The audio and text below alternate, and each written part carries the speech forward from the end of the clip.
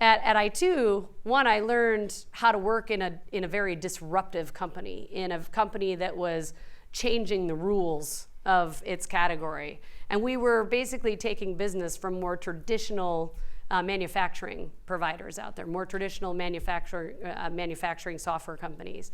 And I learned how to get over fear, because when I2 hired me, they thought they were getting a marketing expert from Procter & Gamble. I was like 12 years old.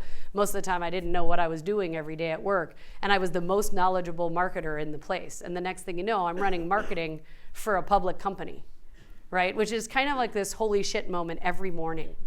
You know, like you literally, people have probably all heard of imposter syndrome. Like for me, it was worse than imposter syndrome. Like I was like, first of all, these people must be idiots that they don't know that I don't know how to do this job. And yet, so that in and of itself was a little frightening. And then at the same time, like, and yet they're still trusting me to bumble along and figure it out, right? Took me a little while to get over that fear. And one of the ways I got over that fear was to take a lesson I learned from Procter & Gamble and apply it there, which was surround myself with the best people I could find.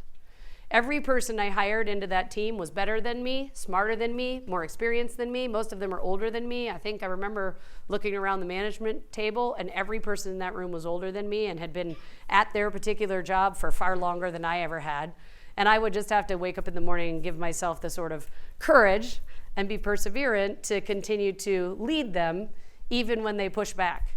So Jen, you're asking me to do this, but it appears you know nothing about this particular area. Demand gen. Why do you think I should do this? Why? And I'm like, and by the way, with adults in the workplace, because I said so, doesn't work well.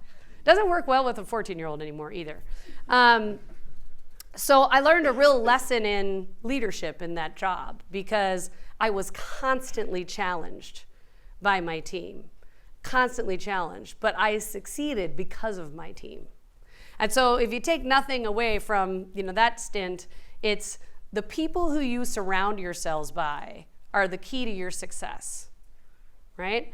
And the weakest link, the lowest common denominator, will also define where your ceiling is, so to speak. So I think often people will, there's an old saying, the B team hires the C team. That's because if you're threatened or worried that if you hire someone who's as good or better than you, they're going to hire somebody who's not as good as them, and they're going to hire somebody who's not as good as them. And the next thing you know, you have a suboptimal team in a big way. If you have the courage to surround yourself with people who are better than you, with people who are smarter than you, the chances are you're going to get better.